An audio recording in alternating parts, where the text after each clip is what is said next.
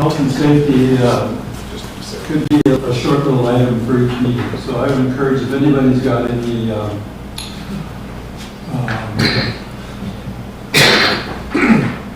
incidents that they'd like to learn, that we could all learn from, that would be good.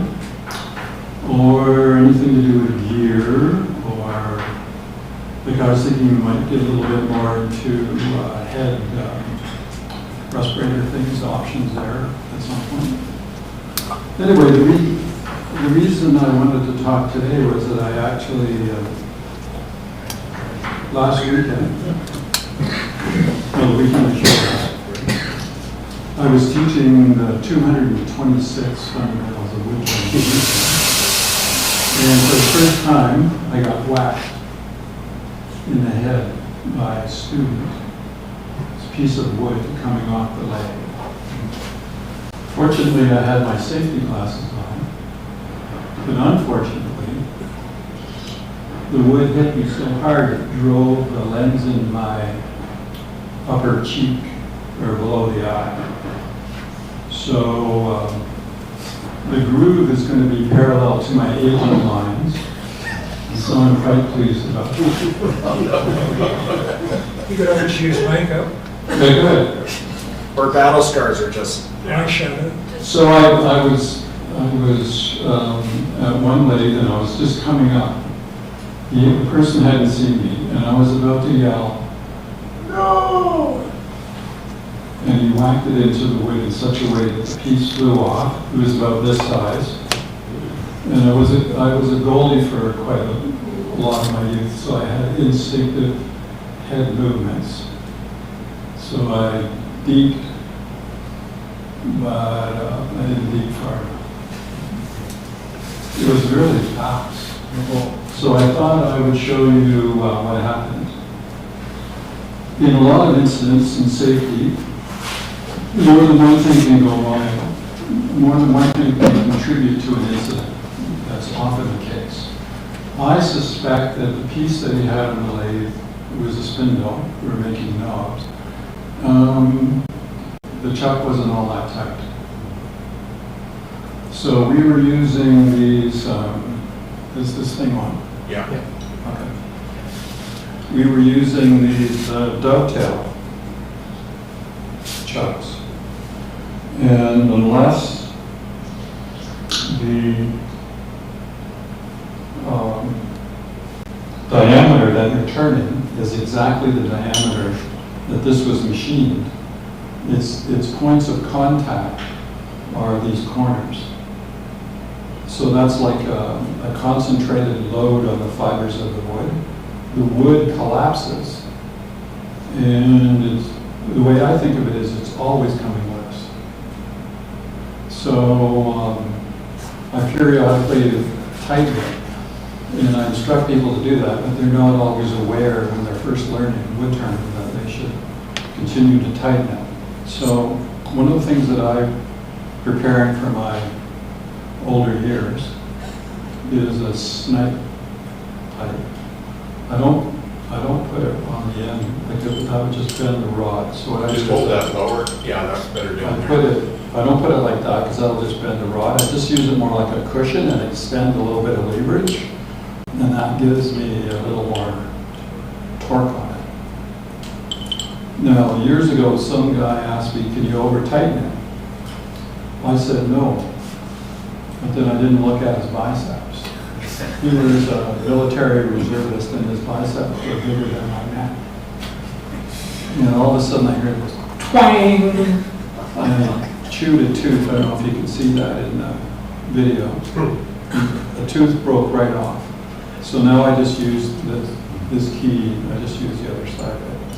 Anyway, the other type of jaws that one would make, there's a slight angle.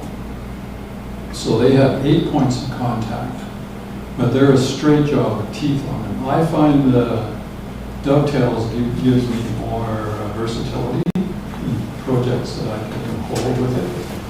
And I believe that the wood in the dovetail, because the diameter is larger near the chuck, it would have to shear that off in order for the wood to come out. That's why I believe in this project that the student was turning, this wasn't sufficiently tight. So what was happening was, as I was walking up to him, he had made a cove. And he was going, is this on the screen? He had made a cove, and I guess I'm not sure exactly what he was going to do, but he started coming up like this, whereas the end of nose started coming out of my mouth, and he pushed it into there, and it caught badly. The reason it caught is because the tool is round, sitting on the tool rest. So if anything touches on the left side, it's unsupported. So into the grain it's going to go. And we're turning end in the cove. So you want to always cut from a large diameter to a small one. You always want to cut. Wood is actually tubes. It's just a bundle of tubes. So we always want to cut a tube that's got a longer one underneath it to support it while it's being cut. So that's a smooth cut. This is a rough cut. So what the proper way to cut a cove is always everything in turning is just a way to find the bevel, keep the bevel close to the wood. So the way to do it would be like this. Right on its side, and scoop it. So as it gets smaller, you go higher on it to keep the bevel close. So that's a safe thing to do, and that's what he was doing. But somehow, he changed for some reason, and that's where he touched it like that, and it went about as far as my fingernail into the wood, and that's what launched it into my face. So, always turn large diameter to small. When you go to the right, you always cut the wood on the right side of the point. When you go to the left, you always cut the wood on the left side. And the deeper this cove gets, the more I turn it on its side and the lower I go to present the tip of the wood to the tip of the tool to the spinning wood, so that it's neutral, it doesn't jump anywhere. So it's more of a scoop action. So I just forgot that basic rule. So there's this old adage that I sometimes see on wood turning sites where they say, oh, just keep practicing, practice makes perfect. But if you're not practicing a technique that's safe, that is going to give you the right result, you can practice the wrong thing all your life, right? So this turning is just a bunch of different techniques of keeping the bevel close to the wood. So that's my safety talk. Advertisement. I'm going to be teaching how to use a skew this Saturday afternoon. And here, a lot of this is done with a skew, including this square corner from square to round with no tear out, there's no other tool that can do that.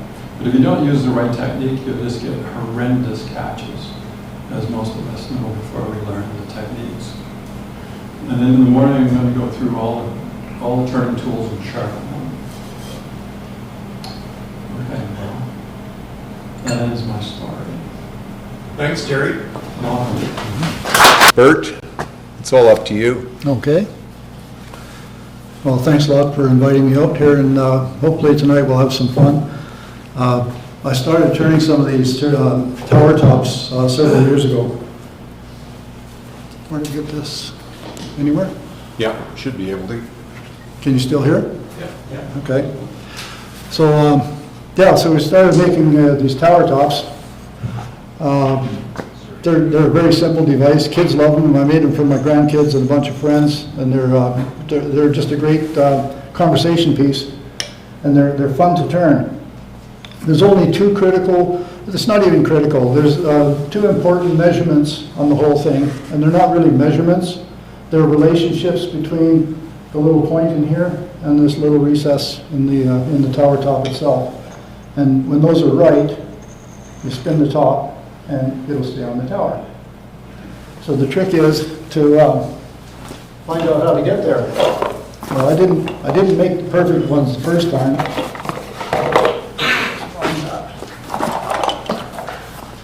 So when I first started making them, I made some funnels. But then they actually turned out to be handy because I was trying to learn the relationship between, let's see, which camera is that? I was trying to, that one's not very good. Go this way.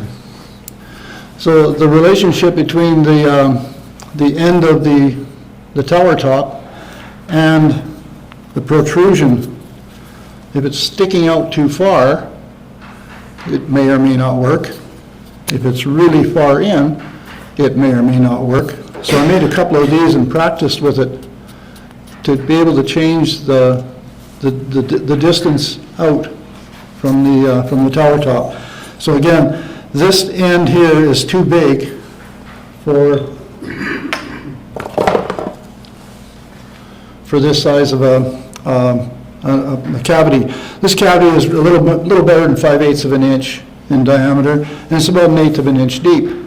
And ideally, this piece should be about 3/8 of an inch, and the shaft inside of it should go in at least 1/8 of an inch of a flange, so that it has something to hook on. And that's the only critical thing on these tower tops. Now, to adjust where it catches, that's where you can have some fun by changing this diameter. If you make it longer, the tower top may stand upright, a little bit more upright. Don't know if you can see that. So right now, the angle on this is about 90 degrees or even a little bit more than 90 degrees. Ideally, it should be just a little above 90 degrees, and then they'll always work. So, like I say, these are fun to make, and you might have to make a few practice pieces of making your first ones, but once you figured it out, you can make them any shape, any size. You can make them out of all kinds of wood. You can laminate pieces together. If you'll notice the distance that these are protruding, one is protruding a little bit further than the other, but the size of the spinning portion is about 3/8 of an inch. And both of these will work. And the smaller they are, they don't spin as long. So if you make them out of heavy, dense wood, they just spin longer. So without further ado, we'll put a couple of pieces of wood on the lathe and we'll make a few. Yeah, I'll see. How does that work? That doesn't wash it out. I can't turn that light on because I need to be able to move this back and forth, and I don't want to be banging into my camera. So to start with, I'll try and follow my notes. I made some notes to myself so I wouldn't forget what's happening. I usually start with a base, just a little block of wood. And I don't know which camera angle will be better. That one might be okay. So when I make these pieces, I don't worry about centering the block on here perfectly centered, because I'm going to turn it around anyhow. So I just kind of eyeball where I think center is, set it up here, and then I friction hold it.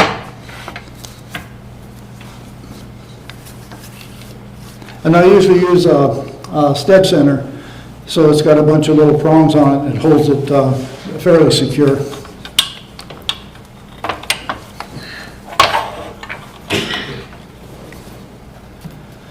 And we'll spin this so we don't want to use a sharp tool rest. We have a gouge for that. And so because it is bowl turning orientation, it's cross grain work, I've got my bowl gouge. And this is an interesting tool because I can have one handle and swap my tools back and forth. And I can carry one handle and use a whole bunch of tools. I wonder what's happening with the latency on the camera. It looks like it's bouncing around a little bit. Anyways, we've got this secure. Turn the speed down, start it. First load, I usually bring it up 1,000, 1,500 every This is 1,300, that's as fast as this is there, so that's fine. We'll just turn it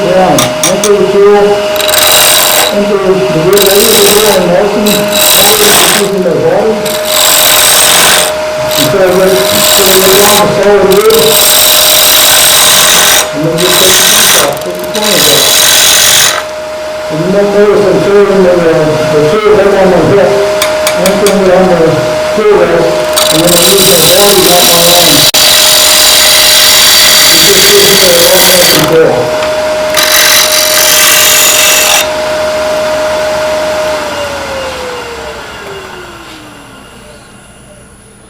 So that's not perfectly round, but basically I got rid of the corners, and now I'm going to put a small tenon on this end, but it's a temporary tenon.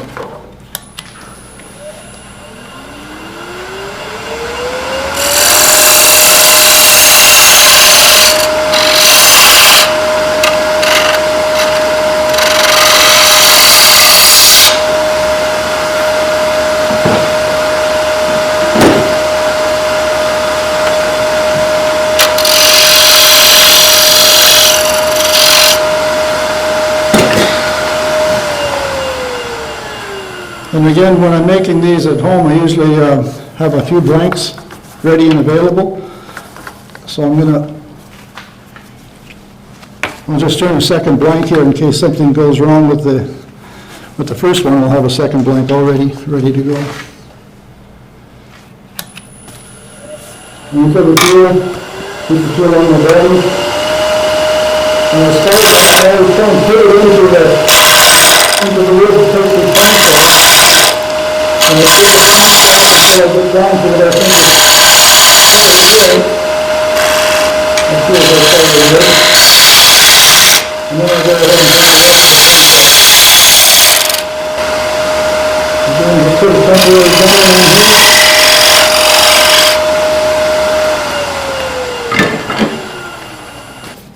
And this particular job is a straight job.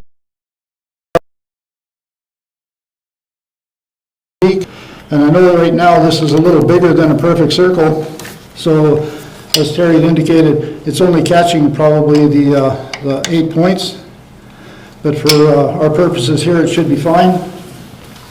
If I get a little aggressive, it might not be fine, but I'm hoping that it'll be fine. That's why you wear a face shield, right? I wear a face shield all the time, yes.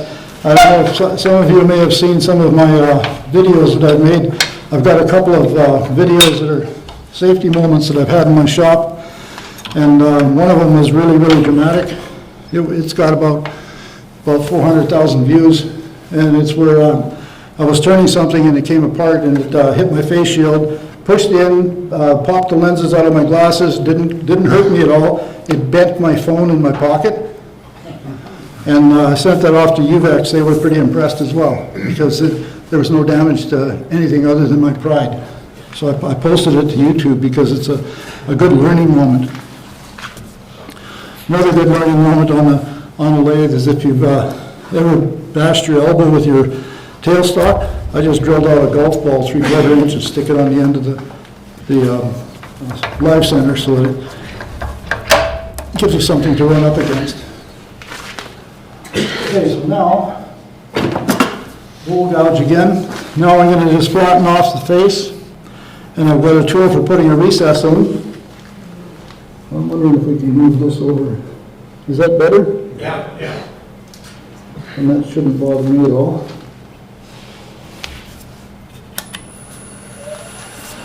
Again, I like to use my body as much as I can to handle the tool because we have so much more control. Look at the tool. Really adjust my body, and then I move my body and do a shear cut on here, turn it around, and do a little cut in the wood. You kind of recess this a little bit. Doesn't have to be recessed a lot. And then clean up this edge.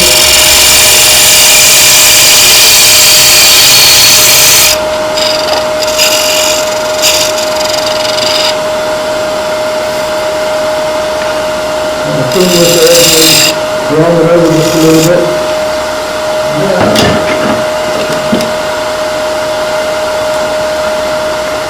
Some of you may have seen this tool. I used it last time I did a demo here. It's a recess tool. If the tailstock was in place, you can still use this tool to put a recess in. You have to raise the tool just a little bit.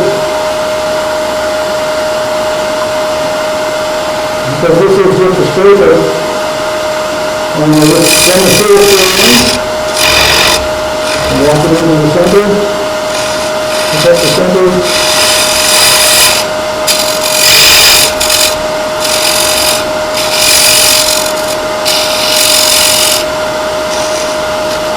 And that gives me a nice little bed recess.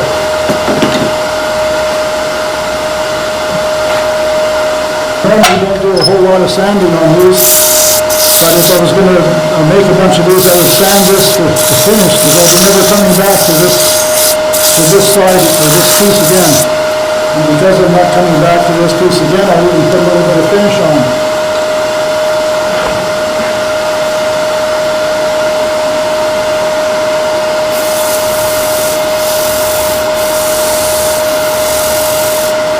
This particular finish is just some homemade tips and towels.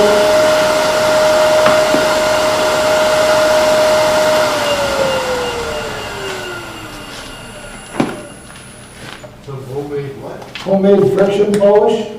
It's made with denatured alcohol, boiled linseed oil, and shellac. A third. So it's a real simple recipe, and it works just great for doing these small projects. This particular one's got a little bit of tear out on here, but for the purposes of this demo, I guess we'll just go with it. So I close this chuck up, and this will fit in the recess. Whoops.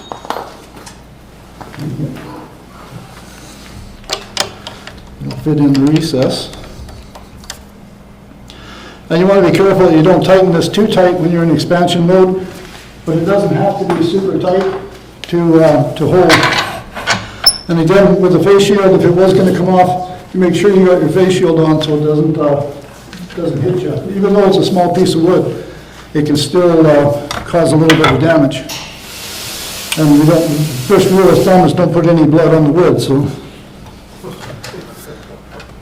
Okay, so we've got that held in recess. Now we'll just turn the top side of it.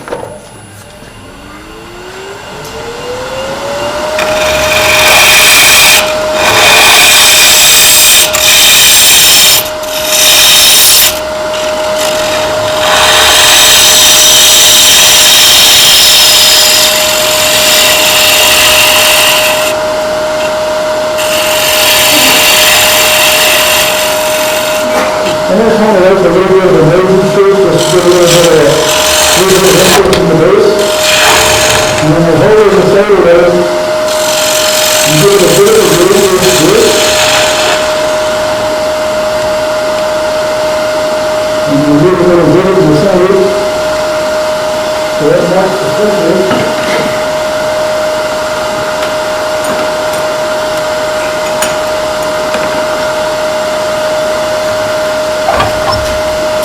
We'll go ahead and sand this up to whatever finish there, that's whatever sanding leather that makes the bed off.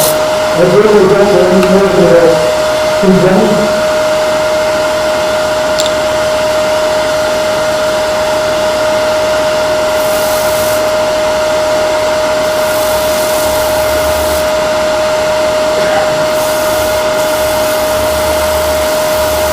A lot of times if there's if I had a little bit of a transition here where you can do this type right, the next step is to get ready for the spindle mount.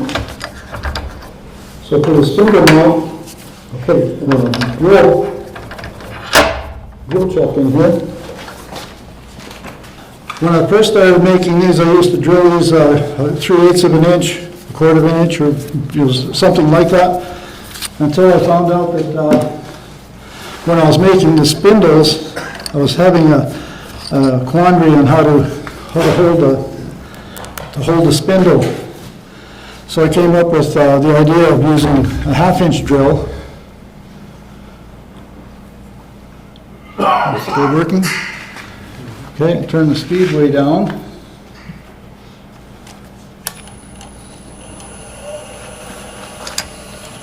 I'll take a 1/2 inch drill, and I'll drive it in about a 1/2 inch.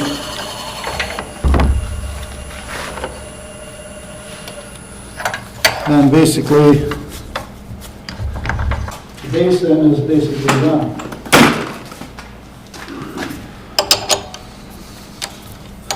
So basically, there's a base. The next step would be to do the spindle. And I'll put a stud drive in there again. And I'll put my tailstock, or my live center in. I'll take my fancy little protector, hang it on the handle so I don't lose it. And again, because we're going to turn this spindle around, I don't worry too much about being perfectly on center. This particular one, I think I punched it just to make it easy. You can tell this one definitely isn't on center, but that's okay, because what I'm going to do is basically turn it around.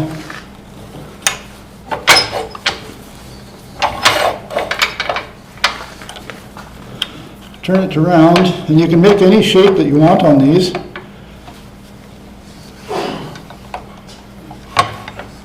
But I thought it would be of interest to try something a little different.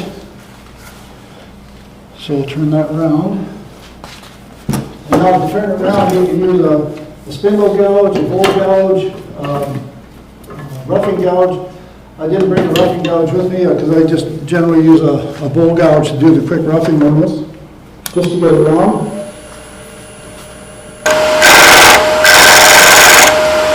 Do the screw on it as well. Maybe you know if you use the screw. Then do the screw and jump the screw.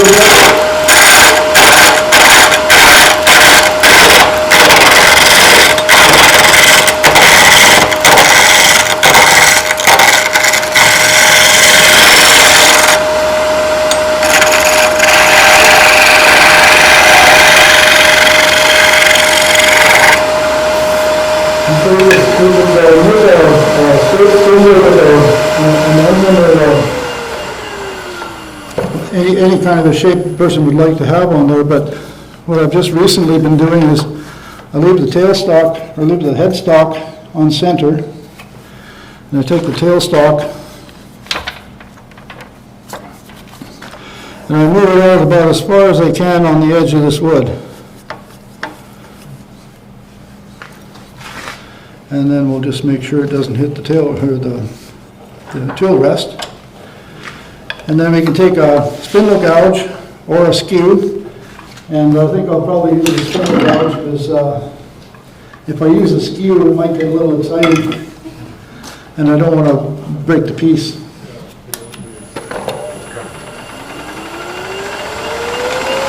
So we're turning a lot of air, and you can see the solid wood in the center. You ride the bevel, pick up the cup, come in from the other side, and just add Terry mentioned, right as that down here.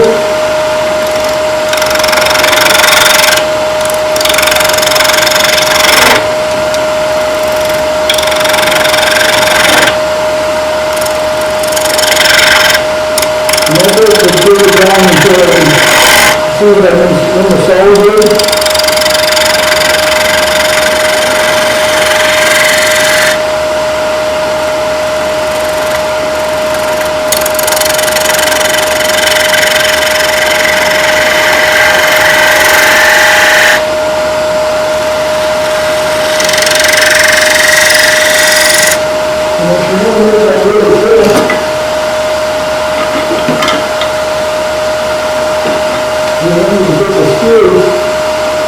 Long back down,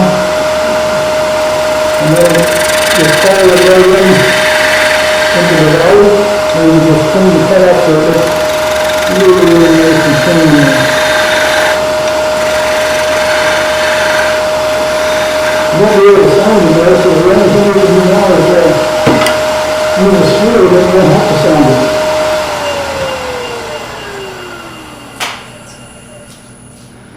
So you can see I'm down into, I've probably got a ½ inch of wood left there. So I'll pull this back into center, and we'll go ahead and finish the shaping.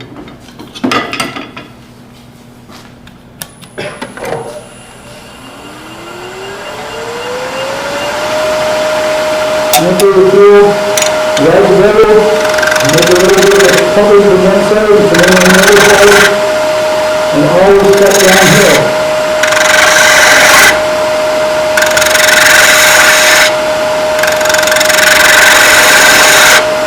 I won't stop a whole bunch of times there until when the tool is getting close to the nice knife edge here. I don't know if you can see that on the camera. There's still a little bit of a flat here. So I want to take this down until this is a real nice crisp edge.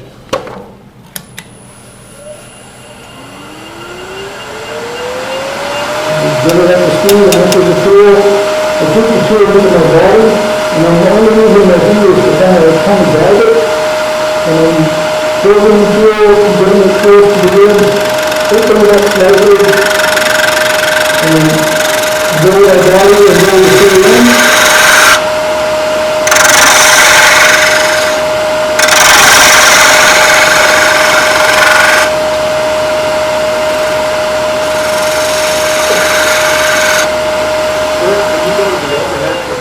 What's that?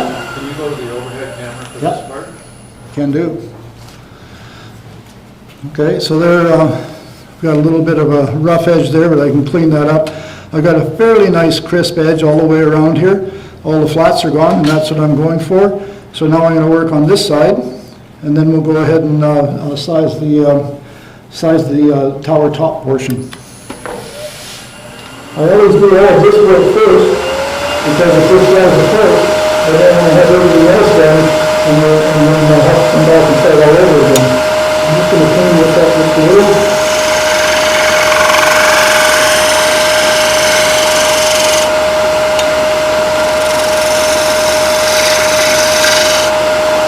And we'll do the same on this side, as we're cut down here, cut down here.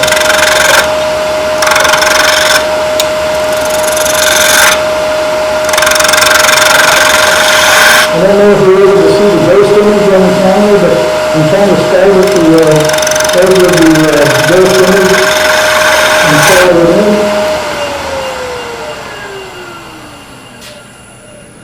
in. Again, my target is to get rid of, there's a little bit of a flat here, a little bit of a flat here. So I just keep taking this back until this edge is crisp.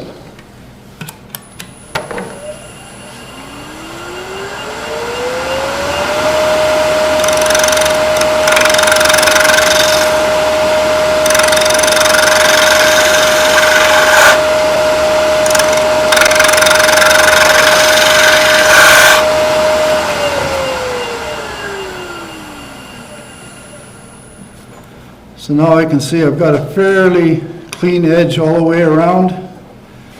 And I could have made a little bit more effort to get this side, inside a little bit smoother, but for the demonstration, I think you get the idea of where we're going. And so now what I'm going to do is I'm going to take this is going to be the top. I'm going to take it down to about 7/8 of an inch.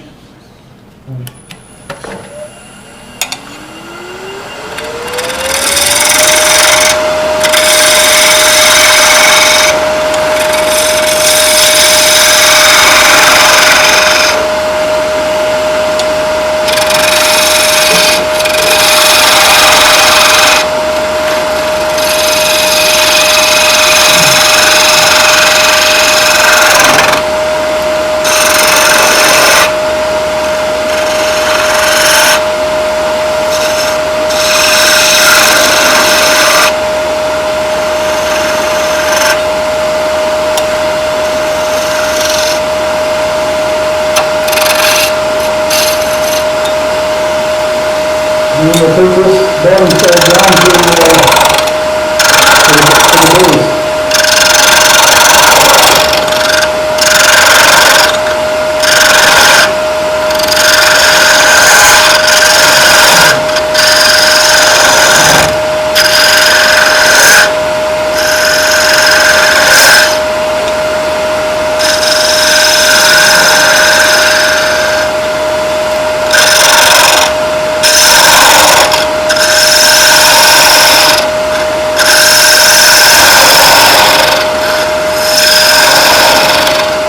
Like I said, when I first started making these, I was making them with a few little what I found was really good at that, to do the best of the turn, whether it's really, base. So I went down to half an inch.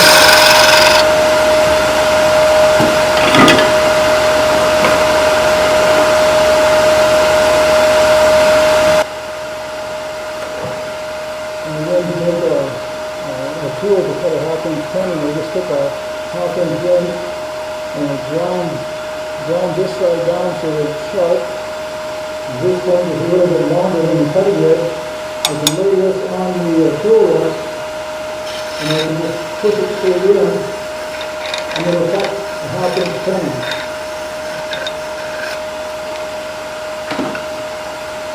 And the reason I made this a little bit longer than the bottom here is because if you remember I dished out the top of the base, and I want that base to be able to fit into something. So it's going to fit up against this rounded portion here.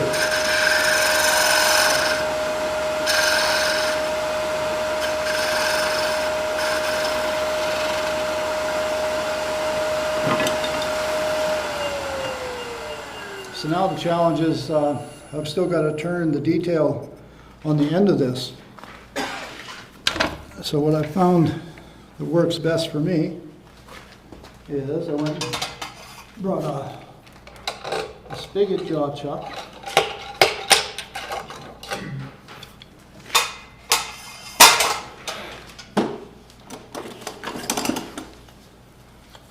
And with the spigot jaw chuck, I can grab that half-inch shaft tenon.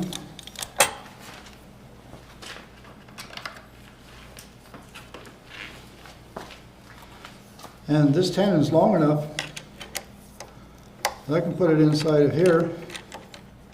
Now I've got a whole bunch of wood to hold that. When I was making 3/8 tenons, it was so weak here, this would vibrate, and when you're cutting on the end, a lot of times it would either break off or unusual things would happen. So I just noticed on here that I've got a little bit of a tear out here, but that's okay because I can come in here now and fix that.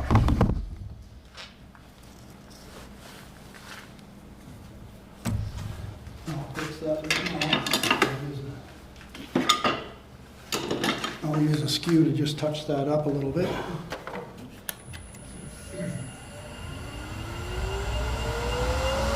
Long point down, anchor the tool and rest. Just bring the tool up, bring the handle up, and ride the bevel,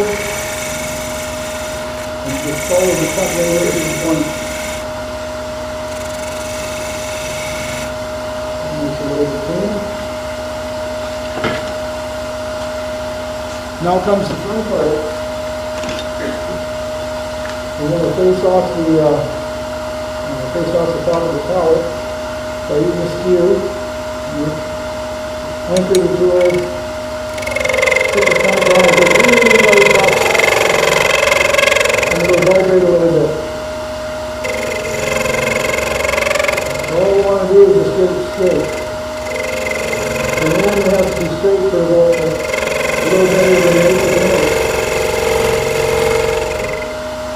Like that. So then you get the parting tool. You take the thin parting tool because if you take the thick parting tool, it'll take too much wood off at once, and chances are it'll launch the piece out of the chuck. But it's only being held by a half-inch point.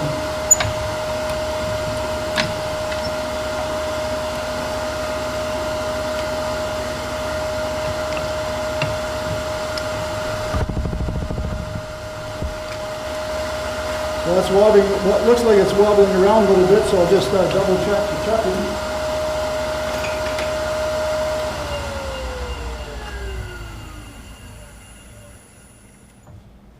It seems like it's fairly tight, but I'll loosen it off, wiggle it around a little bit, and just make sure that it's well seated on that half-inch.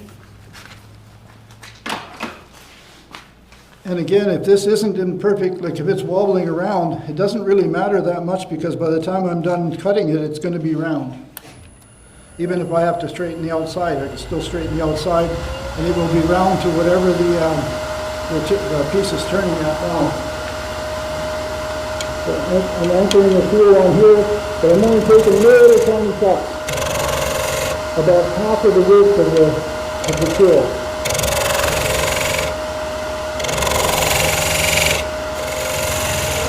I'm just working my way back and forth until I get rid of that divot in the center.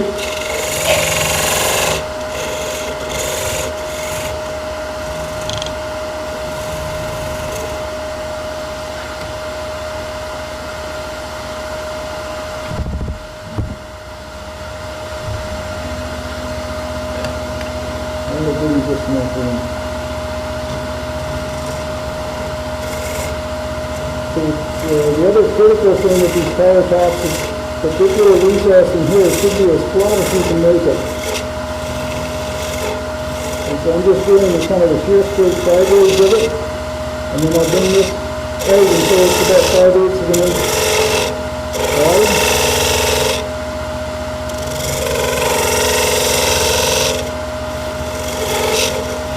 And about an inch of an inch deep.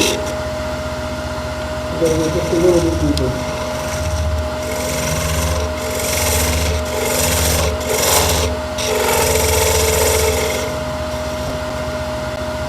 When I was doing my practice run for this, I think I lost 1 or 2 little pieces because I was using the smaller tenon. So that's when I switched and went to a 1/2 inch. And on the outside, you can just trim the outside so it looks like it's running through. You can put a screw or a spindle guard.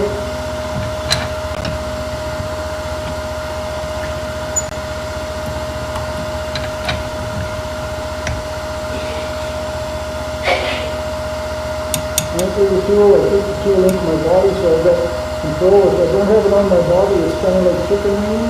So this way here, there's a contact here, it's in my body, and all my fingers are doing is just letting me just pull the tool in for control, so they control the cut. And normally we would go from solid wood off into space. You can probably hear it clattering a little bit. That's because it isn't perfectly round. So when I'm done, it rolls. And I really like that.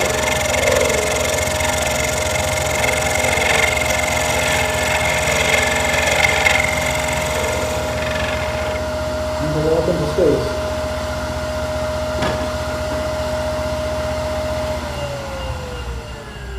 First, just to confirm, that's 5/8 IE, Yeah. 1/8 thickness, Deep. wall thickness. Yeah. and 1/8, About 1/8 wall thickness, about 1/8 inch deep, and about 5/8 of an inch across. right And I think I have to go just a little bit deeper. Because what we want to end up with is we want to have enough for this to grab. So this isn't quite deep enough for that to grab a hold. It might work. Well, we'll leave it and see what happens. It might work.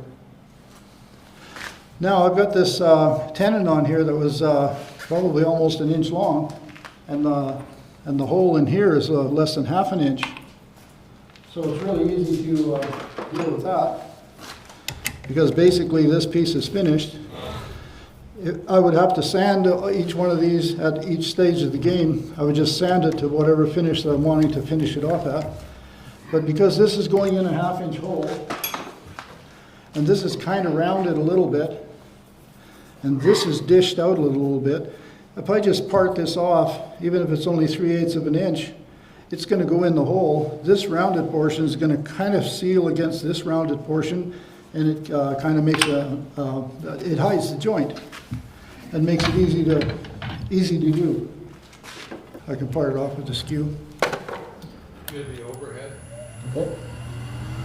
Thank you for that. That's great. I'm glad you guys were able to keep me on point here.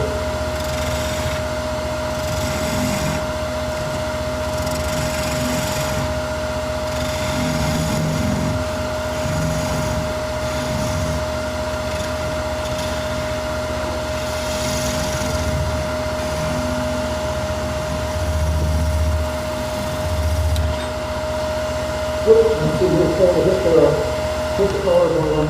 I've got a Vic mark at home, so every time I want to stop it, I just hit it with my knee. So now with any luck at all, that half-inch tenon will fit in there. And the rounded, let's see, this way here. The rounded portion actually gives you a shadow line. So when I glue these together, I use quick and thick tight bonder. In this case, I'm just using some Aleene's tacky glue because it's a small bottle and I didn't want to carry a big bottle of glue with me. And this stuff I think is basically quick and thick rebranded because it looks like it acts the same. It's thick PVA and it tacks up really, really quickly and it dries clear just like quick and thick. So you hold that for a few seconds and it'll kind of start to tack up.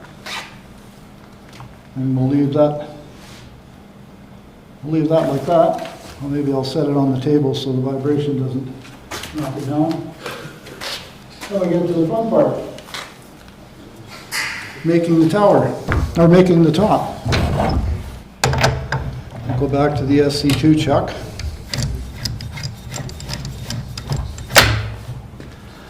And I've got a tenon already on board. And this tenon is probably bigger than what this chuck was designed for. I think when I made these tenons I was using a Talon, but this should work. Again, like Terry had said, when you tighten these in, you'll notice that this is not a perfect circle anymore. So this is actually only holding on the 8 points. But in this particular chuck, it's got straight jaws and kind of a bird's mouth beak right at the very end. And for these small projects, I found it to be pretty secure. And I'm not going to get too aggressive with this. So we'll take smaller cuts. So basically the first thing we're going to want to do here is we're going to make this tapered in as if we were just turning a spinning top. I'll take this down a little bit. And I like to, when I'm cutting with my spindle gouge, I like to anchor the tool and I want to be able to end up with a point cutting on the center, but I'm against my body and on an angle, so I have the tool rest a little lower so that my cutting point is on center when I get to the center. Change camera again, Bert. Okay, thank you. And we'll go from here. And again, it looks like it's not perfectly true, but that's fine because we're going to turn it true. So again, I have the tool in my body, I can anchor it on the rest, bring it up here, you already double back, and then start making little cuts. This cuts like this, I'm going to make a spinning top. And I'm using my body, not my arm.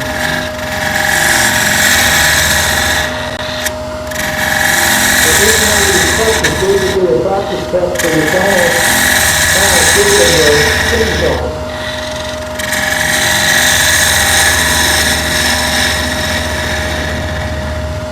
And I want to go down and make sure I get rid of the divot from the end from the tail top. And this is in.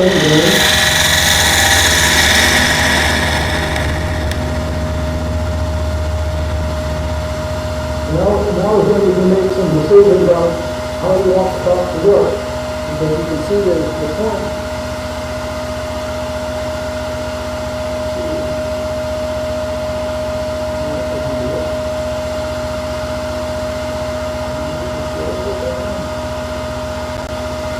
So you can see the line on here, the point, how much room there is. If I come in now with a parting tool, I can have that point sticking out that is in there.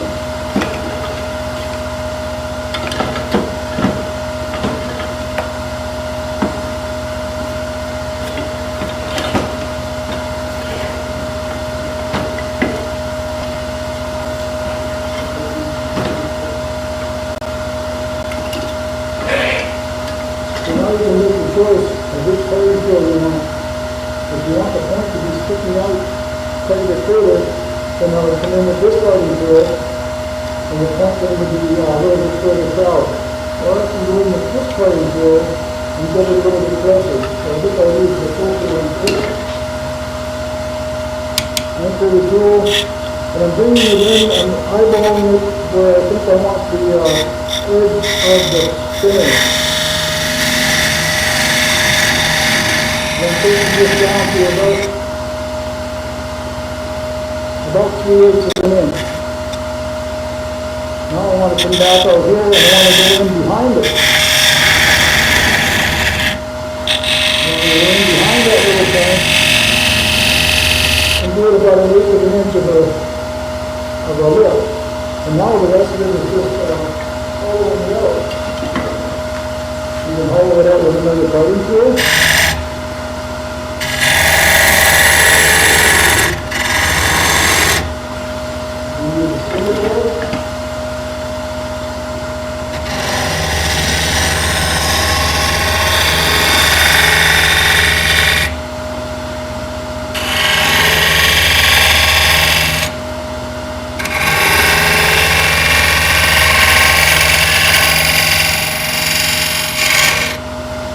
Now the key is that we want to be able to take enough material away from behind that little point so that when it finally falls over, it has some clearance. And the easiest way I found to do that was to use a parting tool.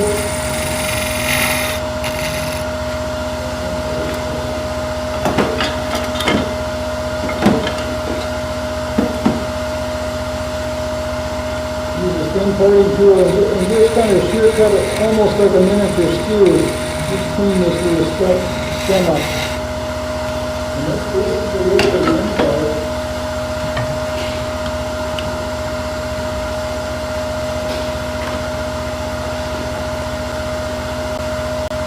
I like to find out how deep this thing is and put a mark on the outside so I kind of know how deep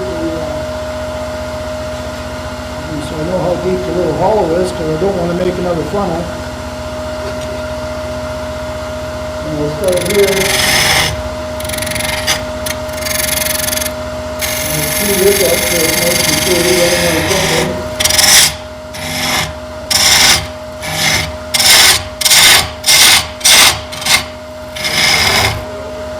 Good?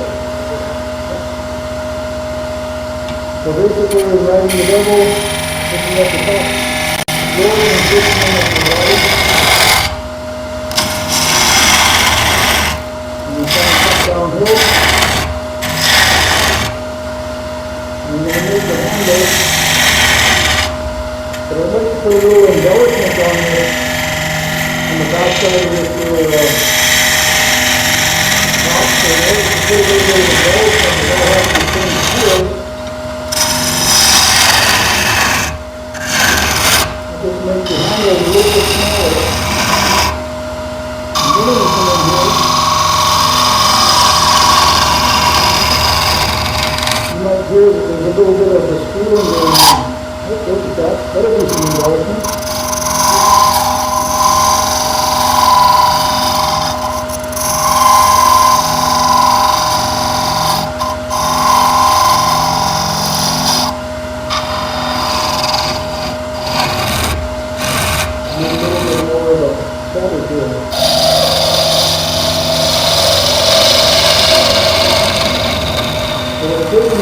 Handle down, and actually making it vibrate, so it's not like a feather here.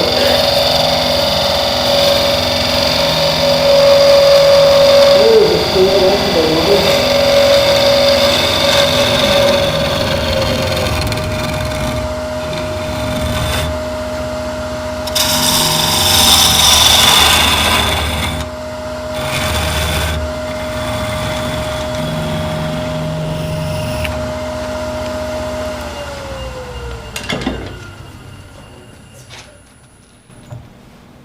And now the moment of truth. Which angle is going to be best for that? Somewhere. We'll try for more. There we go, okay, there? Okay, so we'll see if I can spin this, I'll get the chuck out of the way here. Okay, so moment of truth, we'll see if this is gonna spin. Well, it spins.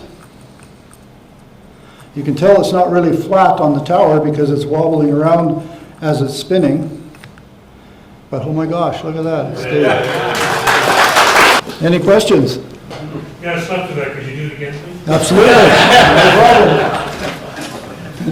I've got enough parts, if you want me to do it again, I can.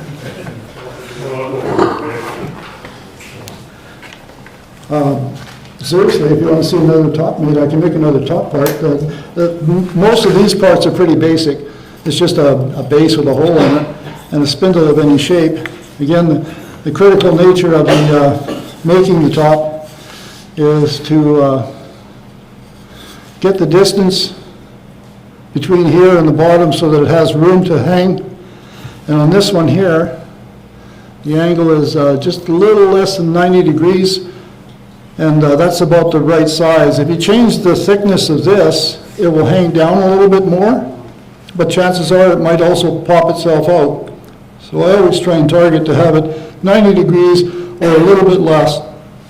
And again, the relationship of the spinner top to the radius, inside radius of that, or the inside diameter of that tower. I don't know if you can see that, but you can kind of see that it's not quite, this radius, or this diameter is not quite twice as wide as the tower top. And that's the relationship. It doesn't have to be exact. When you make a hole. Sorry? Say again? Yeah, say that again. So the diameter of this tower top Yeah, and the diameter of the spin top, yeah. this should be about half or maybe slightly more than this diameter. If it's too big, what will end up happening is sometimes this won't fall over far enough quick enough, and it'll pry itself off and fall if this is too big. So that 5/8 to 3/8 is sort of that sweet spot. That's kind of the sweet spot. If you made this bigger, then you could make this bigger. Sure. But I also have made some that were a little bigger, and then they only tipped over that far. They didn't tip right over and hang. Got it. So after you make a couple of them, you'll have a few do that, and then you'll make a few that the things will keep falling off. But the relationship is about 1/8 of an inch deep, and this little spinner should be about half the size or a little better than the size of the recess. And then you can make these any size you want. Okay. As it's end-grain, that little spinner Yeah. can be quite fragile with kids playing. Will you strengthen that with super glue? You could. I've never had one of these break, and I've had grandkids play with them. And if they ever did break, it would break their heart, but then they'd always come back and say, "Hey, Grandpa, this broke." I'll just make them another one. And I've made quite a few of these for grandkids and every one of their friends. And even for some of the big people, too. They seem to like to play with them. They try and teach the little ones how to do it, and they spend more time playing with it than the kids do. So that's how to make a tower top. Any other questions?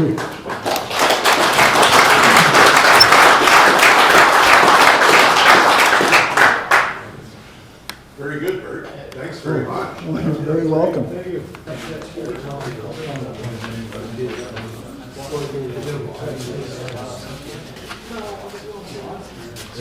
So Norm, I was going to talk about this little tool. And then I can explain, like, see, this one here is recessed. If you look here, you can't hardly see the point. This one is sticking out. Right. This one here is sticking out really proud. And so that's a wrinkle, right? This one is out, this one is a little bit further in. This one here is recessed. Right. Right? It's almost recessed, but in order to get that inside, I made myself a special tool. I can grab this in a chuck and come in like this and cut in behind. Yeah. Right? So then this point can be way inside, and it's just a wrinkle on the way of making a tower top. Right?